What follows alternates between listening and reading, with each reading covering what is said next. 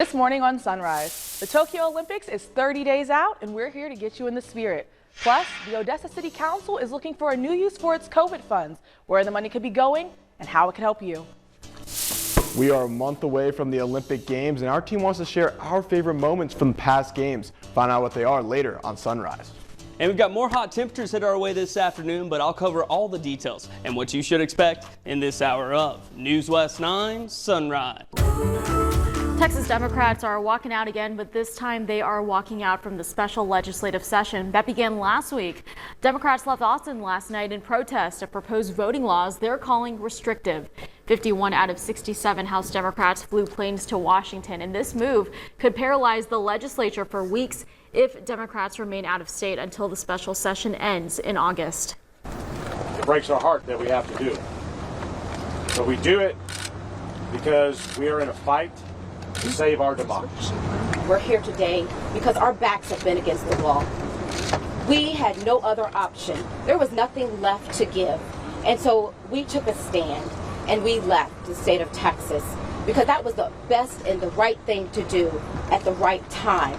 The move comes almost a month after a walkout stopped the first push for sweeping new voting restrictions in Texas, including outlawing 24-hour polling places, banning ballot drop boxes, and empowering partisan poll watchers.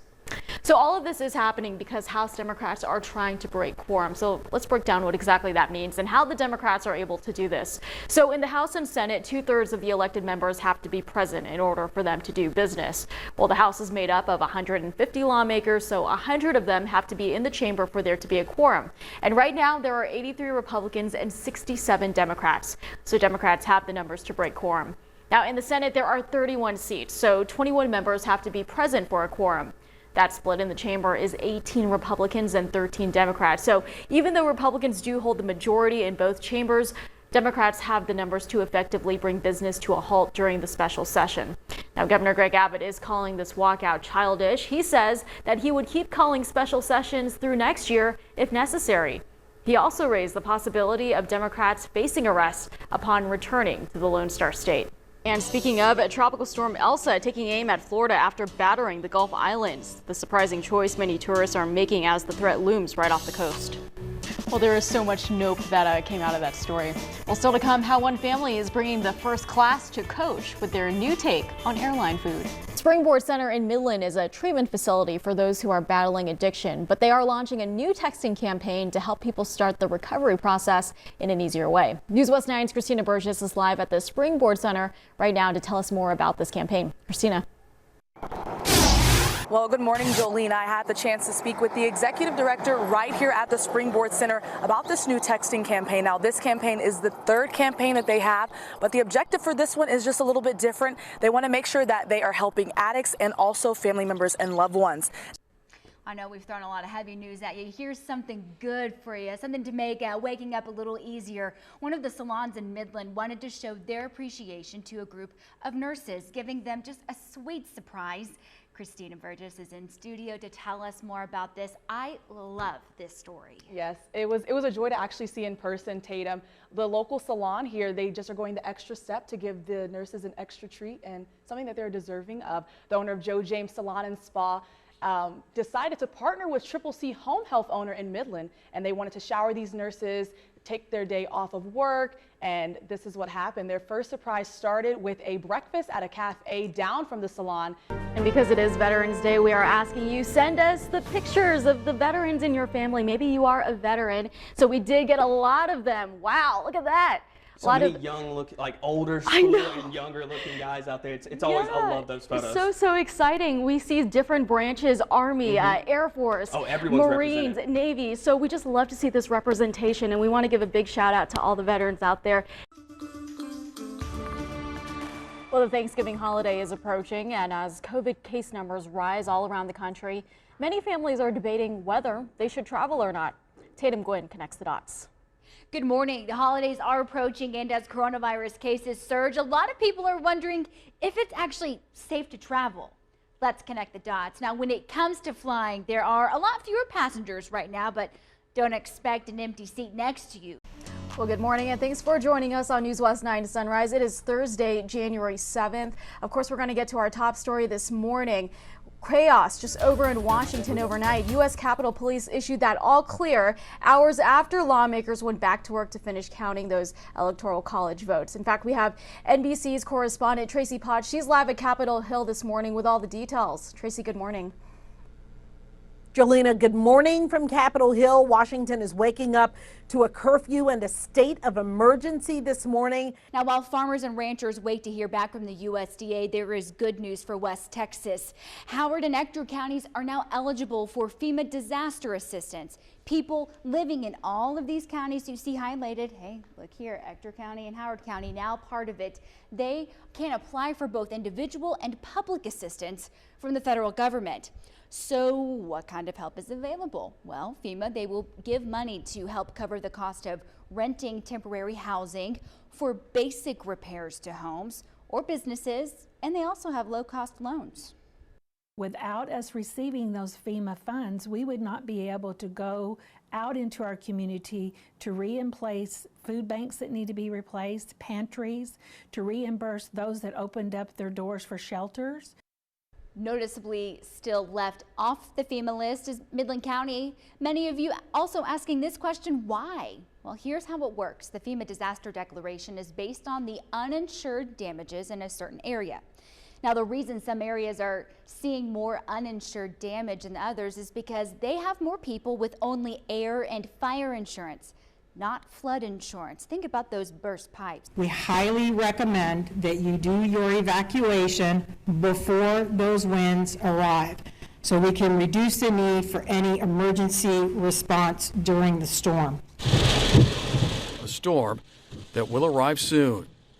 Dan Sheneman, NBC News. Yeah, Florida is just always bracing for storms, Dylan. So where exactly is Elsa right now? So right now, still off in the Gulf of Mexico. Let's go ahead and take a closer look at this, because what we're seeing is it was intensified to Category 1 last night. It fell apart, and now it's starting to re-intensify over the past hour or so. Could still go back to Category 1 over the next hour before it makes landfall. But regardless, over the next few days, what we're still going to be looking for out of this storm is it's going to make its way across Florida today. We'll look for at the Georgia and the Carolinas for flooding concerns over the next few days. And as always, we'll keep you updated on that. But taking it back over to our neck of the woods. The 2021 Tour de France is officially over. It actually ended this weekend in Paris. Slovenia's Pogacar held onto his lead, claiming his second consecutive overall Tour de France title. He is the first rider since Chris Froome to win back-to-back. All right, well, Thursday is the big day, and I'm pumped. But the question is, are you pumped, Zach? I cannot wait for the Olympic Games. And in fact, I wanted to take a little time to go over some of my favorite overlooked sports in preparation for opening ceremonies this week. Today, we're going to talk about judo. Upon first glance, judo appears to be a weird hybrid of traditional, sumo, and arm wrestling. But judo is a really beautiful and tactical sport when you start to slow things down. Well, this is the part of the newscast where I'm extremely hungry. Now, next time you are craving a burrito, well, that guac won't be the only thing that costs a little extra. Chipotle is raising their prices by 4%, but it's all for a good cause, according to the chain. Now, last month, the fast food restaurant raised their minimum wage across the country, but now employees are making, on average, $15 an hour. So before you forego your lunch plans, let's kind of break down that math a little bit.